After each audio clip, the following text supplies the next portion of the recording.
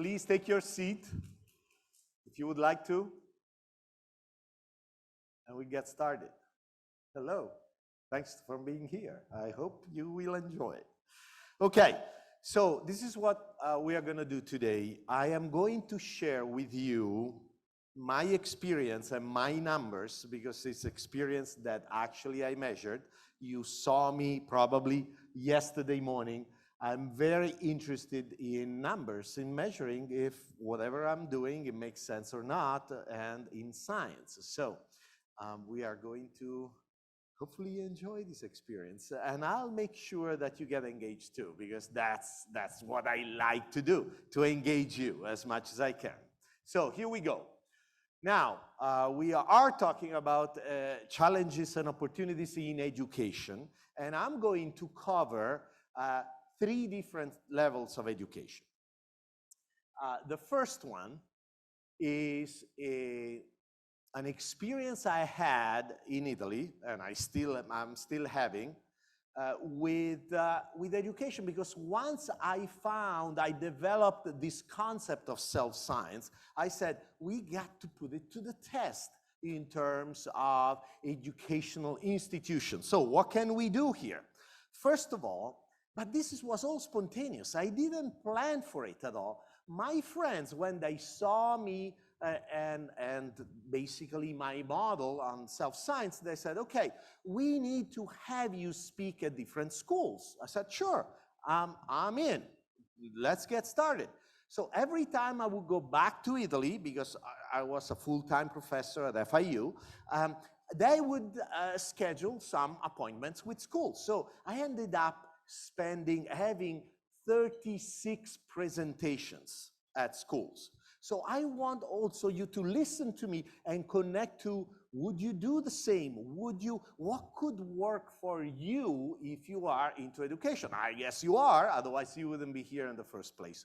What can you do to present your model, your concepts, your teachings to the schooling system?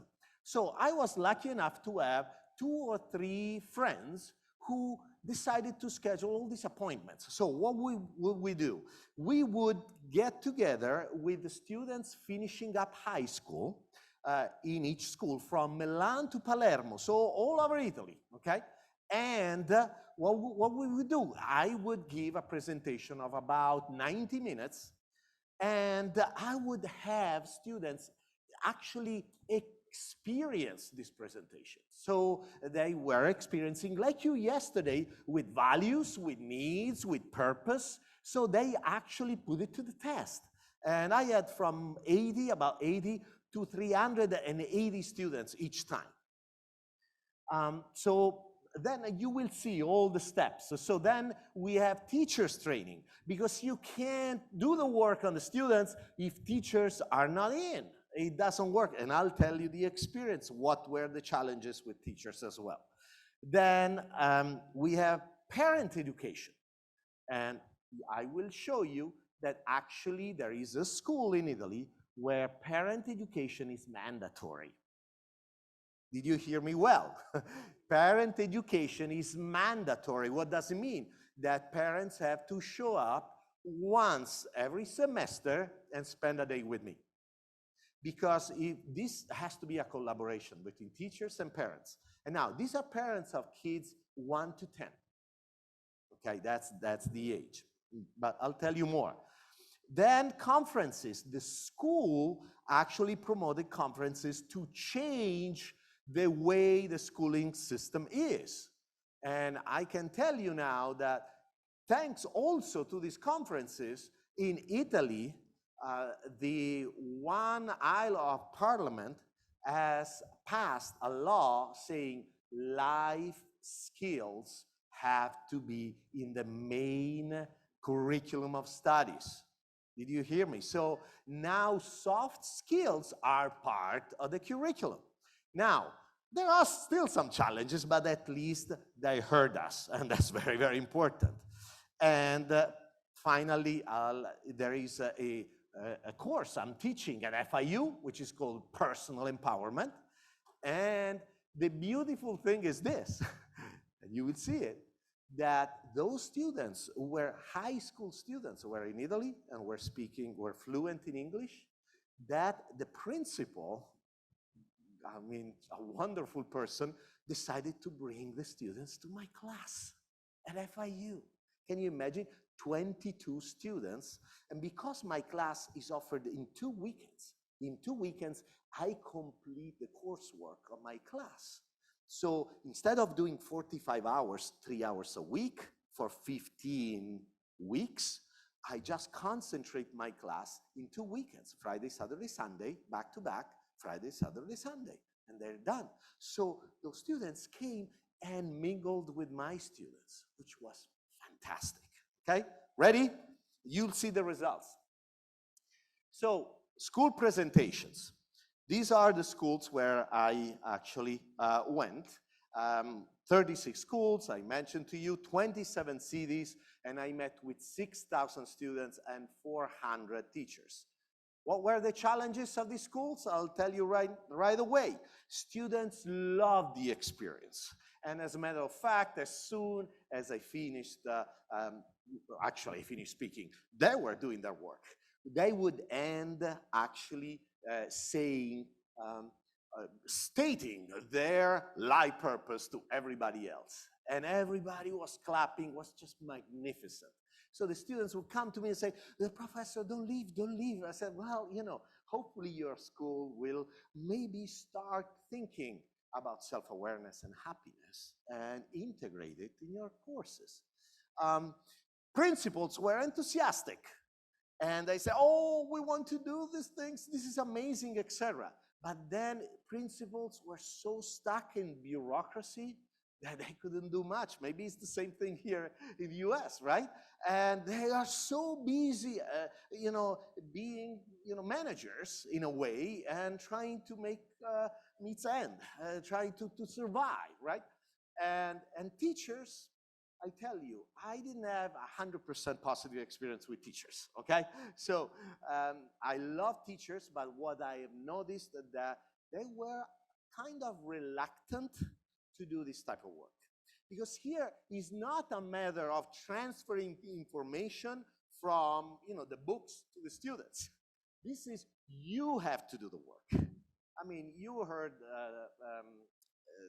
Tal, but not all, also Tal, apart from Tal Mo, that kept saying the being. You got to work on the being before doing. We are not human doings, we are human beings. But the challenge is then you have to become what you want the students to learn, and that's the challenge.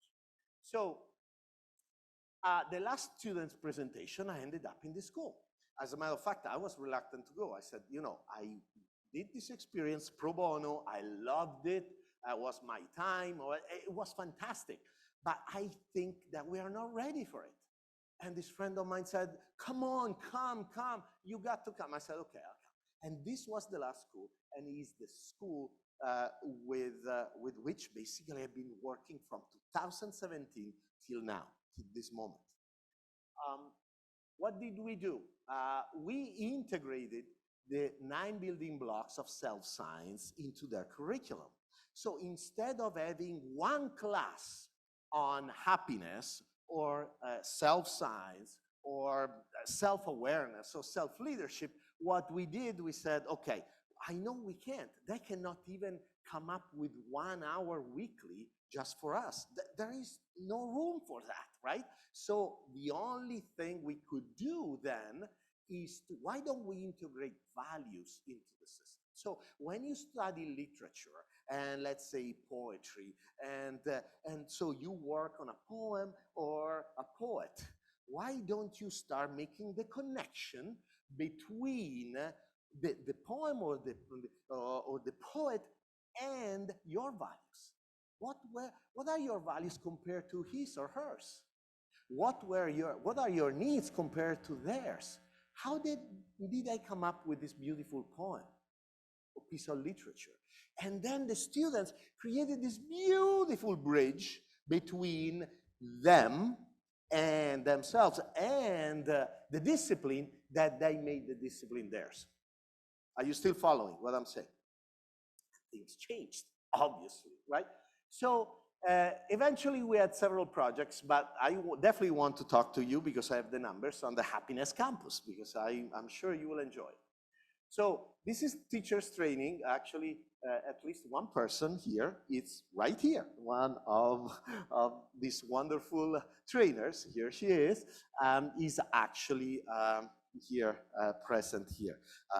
She became a teacher, a professional of self-science, and then she went on to get to become a chief happiness officer, etc., etc. So the other element, as I told you, is this is training for parents.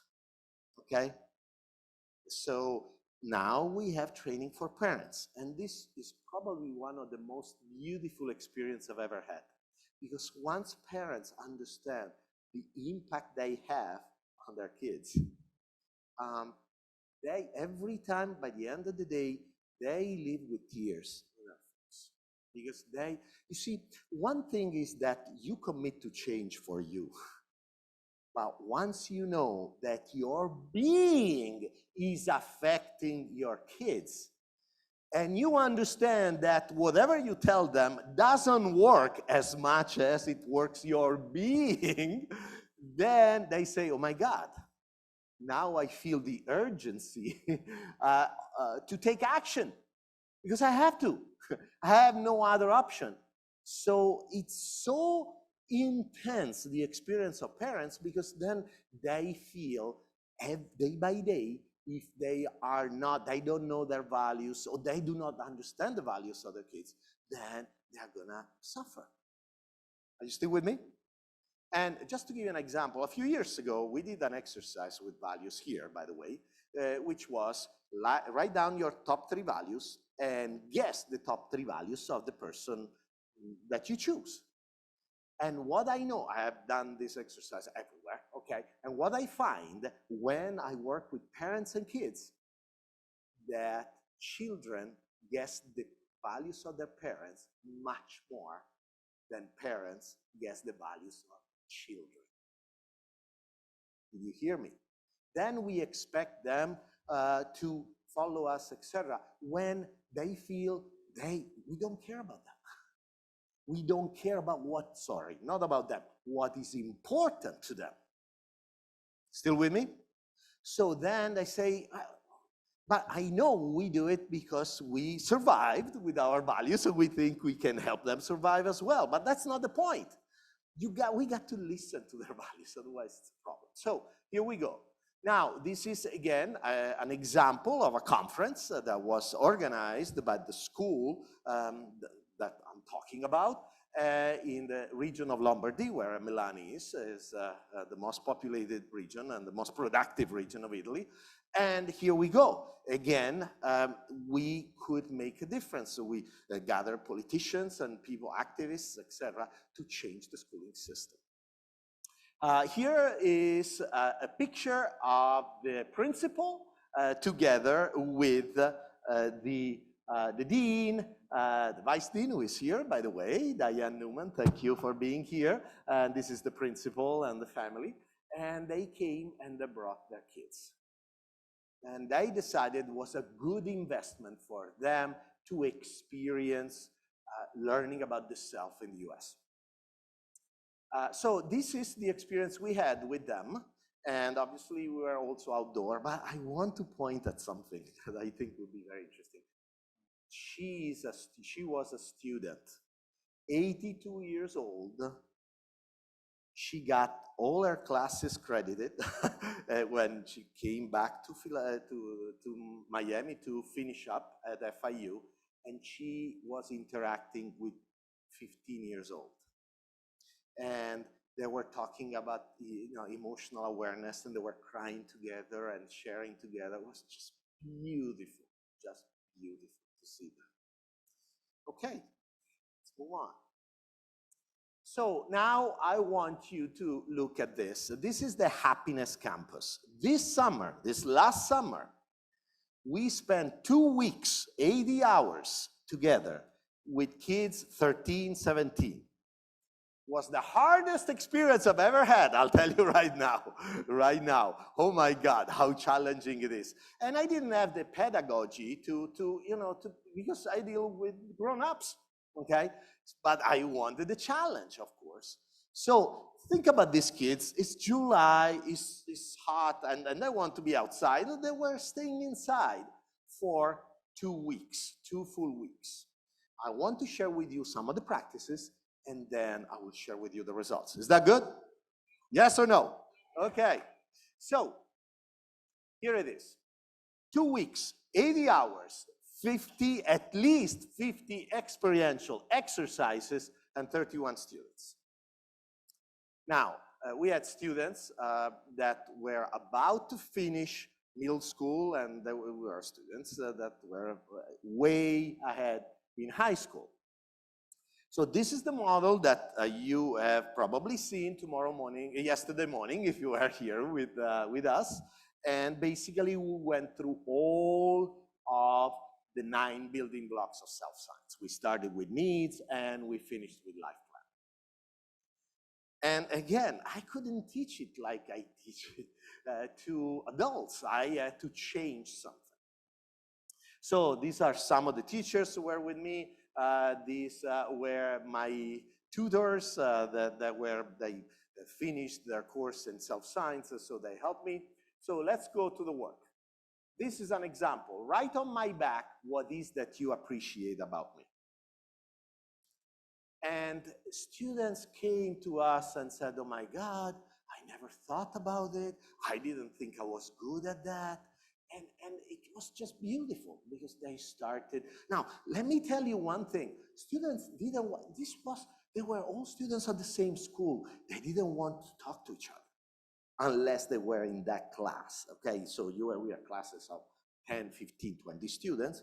And if you are not part of that group, that tribe, you don't talk to the other tribes. It doesn't matter if it's in the same school. They don't talk to each other, okay? So now they feel very uncomfortable. They don't feel safe to share. And so we started this way.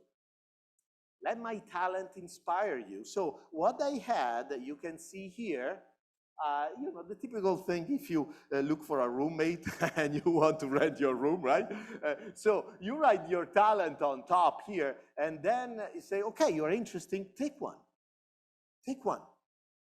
So they would see how many people were interested in their talent and how their talent was important and significant to others.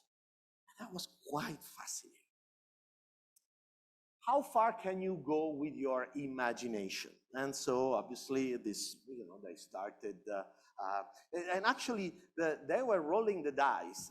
You might see a dice, some of you won't. And this dice has themes, and whatever the theme will come up, they would write a story about that, about their future selves using that theme, okay? And worked so nicely.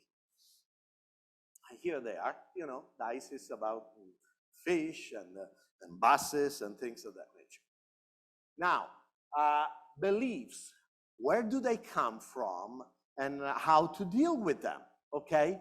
Which ones do I want to let go of? And sure enough, they would write down the beliefs of their parents, most of the time, obviously, that they felt that would help them be better people and help them become their future selves. And they wrote the beliefs that they wanted to change. But for them, they kept saying, oh my God, I never thought about this. This is the first time that I'm thinking about something like that. And I tell you, the first week was tough. First days, hard. And then when we approached the second week, they started letting go. Taking off their masks, taking off their protective walls, and things got better and better. So here is just an example of the beliefs and that they wanted to keep, for example. So they put pictures there that represented them. Now, so these again are other pictures of beliefs. So then we had meditation time. You see, they would down and stay there and meditate. The speaker was there, right there, that was sharing that experience with them. And finally, purpose. And what they did, what I asked them to do is first, not to write their purpose, but to use a mind map to develop their purpose. And I asked them, please do not write words. Just, draw whatever is the meaning of your purpose. And what they would do, they would get together one-on-one, share. I will give you mine. You will give me yours. I look at it, and then I ask a question or I make a comment. And then they will go to the next. Okay? So I hope you use some of these techniques because, in this case, for example, I do it with adults as well. And it works very nicely to use the right brain first, then to write your purpose after that. Okay? Yesterday, we didn't have time. We went straight to stating our purpose, right? So this is outside of the school, and eventually they decided to go with something, a sign of that experience. Okay, and so that's what they were drawing, and the beauty of imperfection, and live your life with love, passion, creativity. They decided, what was the best example of the experience, and it's still there, obviously. Okay, so it's still there. It will be there until the next edition.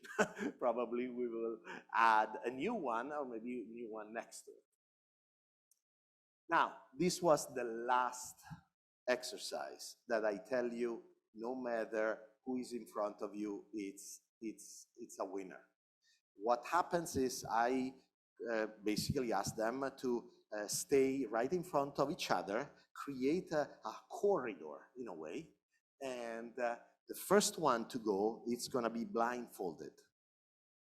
Okay, so the first one to go starts walking, cannot see, and walks like this, and then the person here says something beautiful about you, about the experience, okay? And then the other person says, come here. So there is the touch, for example, which is incredibly important, touch their shoulders, and they whisper something beautiful about you. Wow, when we did that sharing about your father was so beautiful. You inspired me, thank you. Okay, thank you. Okay, take another step, and then you receive something beautiful. And then you receive something beautiful. And then you do it for 30 times. So you arrive here and you're crying. You with me? What could be more beautiful to having something like that? And actually, I'm going to suggest Karen to do it. That would be cool. Here, a big line, a huge line, okay?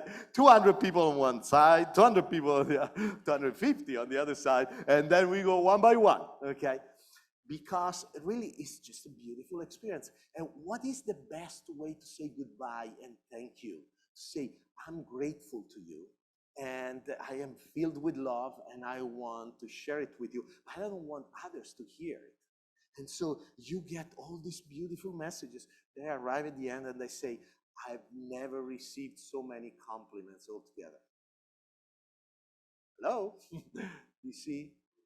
It's do it. When you have a chance to, moderate a group or do maybe a session of a few hours with a group of people, just do it. Just do it. And you will see how beautiful it could be. And it would be wonderful to have one person that blindfolds and the other person receives whoever goes through the process. And once they finish, they stay here and they contribute to others. Okay? And then obviously the group keeps moving until they come back here. Okay? Any questions? It depends on how many people you have. I did it with 90 people, and now what you can do, you can split it in 2 groups, okay? So you have basically 4 lines, 2 corridors. But they don't want it because they really want to see everybody and share with everybody. They don't want to end up with a group where maybe there is not the person that really made a difference. So for the longest ones can go up to maximum 40 minutes, but it flies, trust me, because they want to give and they want to receive. So it flows like there's no tomorrow. Okay, so I'm going to share with you the percentages, the differences before and after this experience, okay, of the students. So the questions or the statements that you see here, 1 to 5, tell me where you stand. That's it, nothing else but that, okay? So here it is, self-efficacy. I always try to understand why I do what I do. From before and after, 15% more. For me, it's easy to pursue what I desire and achieve my objectives, 14%. I trust I can effectively manage sudden and challenging situations, again, about 14%, and I can manage any situation. So clearly see what is their self-confidence, how it has changed, how they think they are better than 2 weeks earlier. Now, self-consciousness. It takes time for me to let go of my shyness. Look, this was minus, this was a negative, it went down. It went down. To me, it's easy to talk with people I do not know, 13% more. I worry about what others think about me. The worry, the concern about others went down over 20%. So clearly they feel more comfortable. They start valuing their own judgment of themselves a little bit more compared to what others could think about them. I'm clear about what I want in life, and so this is a matter of clarity and of direction. Okay, 14% more. Now, self-empowerment. And here we really have a celebration of pretty good numbers, okay? If I feel discouraged, I can easily bounce back. Resilience, 13% more. I understand and do not repress, and this to me was one of the most important ones. I understand and do not repress and manage well my emotions. Look, 23%. My beliefs are positive. This was the only one where the initial questionnaire that was the lowest. The average was a 2. 1 to 5 was a 2. Okay. Then went up to more than a 3. I use my imagination as a preview of my future, 16%. Communicate with empathy, 14. I know and pursue my life purpose, 20%. I have a life plan as a guide to help me make decisions, 24%. So if we could do this in 2 weeks, what can we do if we really start offering this type of courses? What can we do? Now, I am 100% sure that when I test them, I will test them again, these numbers will not hold as much, okay? But I do know they will still be better than the very first ones, okay? So the point here is we need to keep going. I mean, we heard it from all speakers here. We need to practice. This is like going to the gym, it's the same thing, okay? So digital behavior, by the way, okay? My negative emotions kick in when I use social media, went down. My productivity is negatively affected by my digital devices, went down. And I tell you, it's not easy to take away the digital devices. So I was pretty encouraged, let's say, by this project. That obviously, if you want, I can share anything I did there. Maybe you can do it too. Now, let's switch now. That was an experience with kids. Now we are talking about master students. Master students, international master students, most of them come from Asia, and some obviously from Italy, University of Palermo in Sicily, and basically, another thing is very important. When you had the courage to start changing things, the University of Palermo is not the Harvard of Italy, okay? But it's a university where they really focus on getting better. And you get attention from the media. As a matter of fact, I want to share with you this, and I couldn't put the video on, but this is like Jeopardy in Italy, okay? It's Rai Uno, which is the top, the most important, and I didn't even know they were talking about it. And I said, recently started the first university course in domestic management or the economics of happiness. That was fascinating. So that was my course that was there. And I put this question and put it there. So my point is, you don't know what happens, but when you do good, and it took forever to get to this point. But eventually, it's going to be inevitable. So why don't we start first? Okay? Would you? Okay. So, and he guessed it right, actually. So that was good. That was good. I was impressed. I was impressed. Okay, so this is the group. Well, actually, there are a bunch of students missing, but this is the group of University of Palermo. This was a course that was not that long. And by the way, the differences. First of all, 2 weeks, the same, but only 36 hours instead of 80, okay? 50 experiential exercises, 20 hours of body work. They had to do some work together, okay? And they actually, this was online. This was not in person. So I was very curious to see the differences, okay? And 35 students, and lots of academic articles, but they didn't have to study them. They had to experience them, period. They were there for them. So what did we do? We followed the 4 top competencies of a chief happiness officer. By the way, tomorrow we will have a round table. We will talk about it.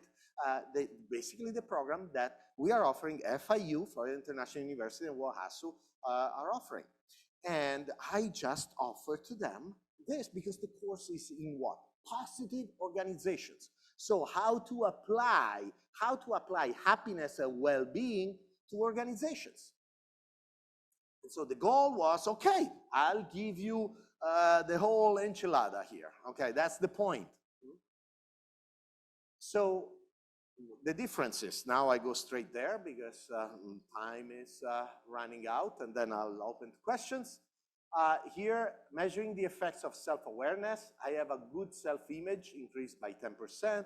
I feel on the whole very comfortable with the way I am, increased by 13%. I lack companionship, went down 13%. Because also we need to look at these feelings in these 2 years, crazy years, these feelings of being alone, because we need to start looking at that, okay? Happiness and clarity, decisiveness. In most ways, my life is close to my ideal, 9%. The conditions of my life are excellent, increased by 10%. And I have a life plan as a guide to help me make decisions, 24%. The students were not very clear about what they wanted in life, and this course helped them dramatically. So I hope from these results you can get really what you believe is significant to you, to your objectives, to your work, and to your goals. Structure of coping. No way I can solve some of the problems I have, minus 25%. It's just fascinating. There is little I can do to change many of the important things in my life, minus 23%. I often feel helpless in dealing with the problems of life, minus 9.5%. 36 hours online. This is the beauty of this work. You are not just giving knowledge, you're changing lives. Then it's up to them to do the work or not. But why don't we do it? Why can't you? The University of Palermo, 10 years ago, they would laugh at a course like this. They would laugh. They didn't exist. All these courses didn't exist.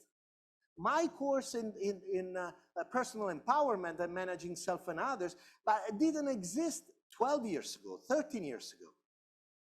You see, so the point is, we are ready for this, but we need to start having the courage to make ourselves vulnerable, as I mentioned yesterday, and take the risk and have some courage to break walls.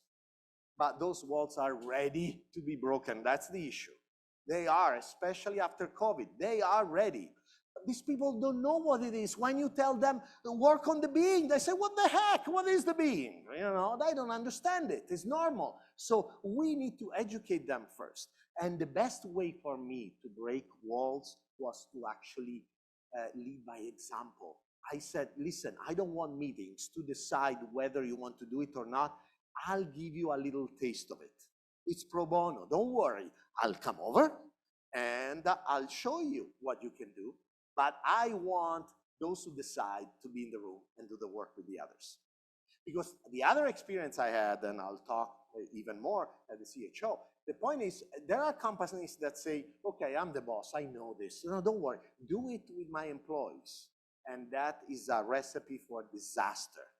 Why? Because I did it once. What does it happen? What do you think it happens? Come on. Huh? There, absolutely. What else? What happens after the employees go through this process and the boss doesn't? No leadership. Exactly.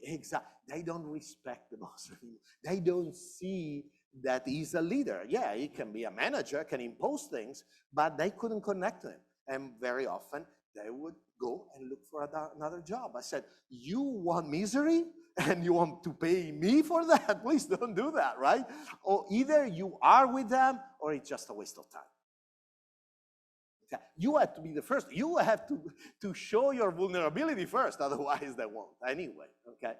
So, Wohasu. And here, again, we have what? If you think about the hours we spend together, it's 24 hours. It's 3 days, 8 hours, okay?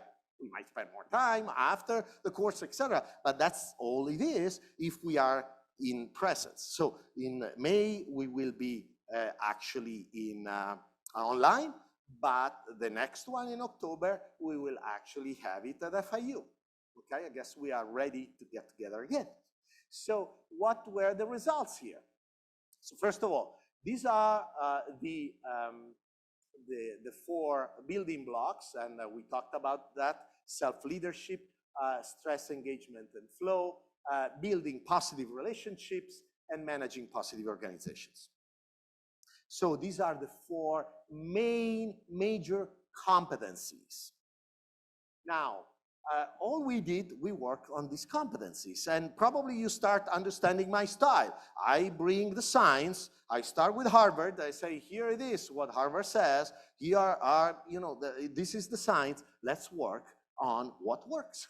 It's that simple. So they get their hands dirty in a way, they do the work, and then we start evaluating these competencies. But the point is that we create a community that allows, where everybody has all the tools to bring it to their own company, okay, the company they're working for. Okay, here I didn't want to bore you, but you know what? Now I'm gonna do something kind of crazy, but I'm happy to do it.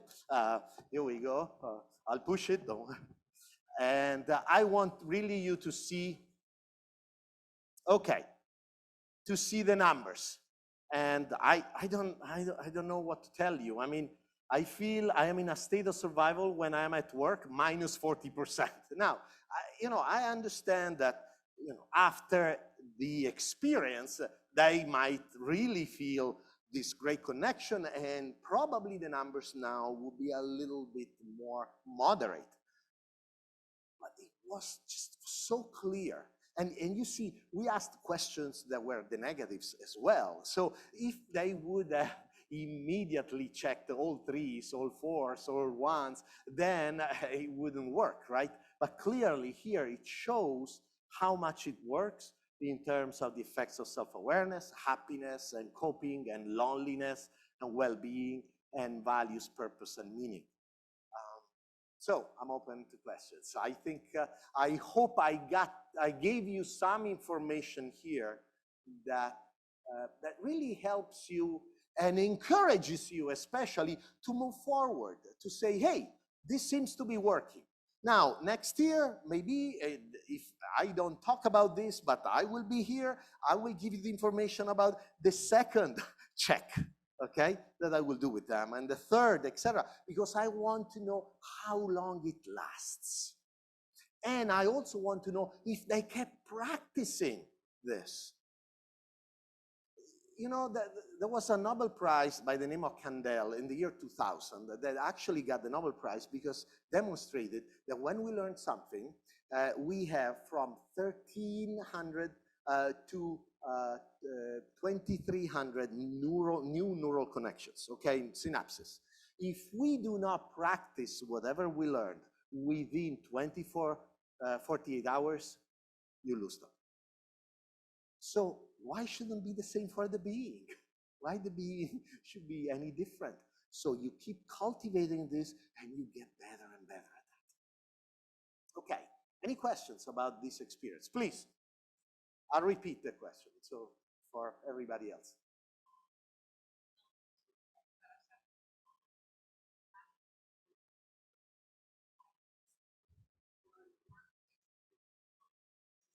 Okay, beautiful. How do you break the vulnerability with the students, or even worse, at work? By being vulnerable yourself. I always start with my story, okay? My story was a story of emotional misery. I show them my pictures when I was a baby. I never smiled, not once. And the challenges I had, and some very critical moments with my parents, as we have heard today, by the way, we all have them, okay? And that helped them feel more comfortable, okay? I tell you, the most resilient, not the hardest to change, were the kids. 13, 17 were the hardest. But within even a business setting, online, I'm talking online, a full weekend, people change quickly. When I send them to the breakout rooms on Zoom, they come back with tears. So everything goes through, apart from touching. So then I say, okay, one day we will meet and we will do all the exercises that include, you know, some physical activity, because that could make a difference. But I tell you, at least 90% of it goes through, and they feel it. So be the example, and you will see that. I mean, I had students who came back from the Iraq war at FIU, okay? And they were the ones who were at the very end of class, and there were times we were laughing when the others were doing some deep exercises, okay? And I was about to say, hey, okay, enough is enough, get out, you know? But I waited, and sure enough, the last days, whoa, everything came out, because the entire community was embracing him and was supporting him. And even if he was not behaving in a certain way, they welcomed him. And eventually, he felt that he was not judged in any way, shape, or form, and he could let go of his wall. Anybody else? Yes. Yeah. We know words create worlds. So when we say find your purpose, yes, for me it's like trying to find something that I didn't really know. Okay. So what the question is, what do you think that the purpose is found or is developed and defined, or okay. how does it work for you? So listen, I have a friend of mine that for 11 years, her purpose is to find her purpose. Okay? And that's okay. There is nothing wrong, unless, you know, she doesn't do the work. But I do believe, what do I suggest people who are not sure about their purpose? Look at your values and look at your talents. There you will find purpose. Look at the times in which you are in a state of flow. Look at the times in which you lose track of space and time. Because all these aspects are connected to your purpose in a way or in another. I mean, I can go on until tomorrow morning, trust me, and I will not stop, because I don't realize what's going on. Now, there were cases in which I had high fever, and I got inside the classroom, and the fever went away. And I finished the class, and I got out, and the fever came back. That's the way it is. So then I understood that has to do something with my purpose. Now, keep working on it. Now, can it change? Absolutely. It can change. And in fact, I was listening to a doctor and a researcher, and a medical doctor, that actually was looking, studying centenarians. And so he tells, and so he goes and sees them personally, because there are not that many in the US, and goes and sees this guy who's 103, and looks at the garden that this guy has. It's beautiful flowers and all that. I say, oh my God, this is so beautiful. And the centenarian tells the doctor, researcher, wait 5 years. Come back in 5 years. I'll show you what I can do. That's his purpose. Now, was his purpose when he was 50? Probably not. But the point is, the purpose stretches your life. And I showed you yesterday. I gave you so many academic articles that were showing you that if you have a purpose, you live much longer. Of course, you know, it's like, you know, if you don't have a purpose, you just, you know, try to get by. When you have a purpose, you can't wait. So it gives you direction. It gives you strength and power. Anybody else? Thank you so much. It's been wonderful to be with you. Thank you. Thank you.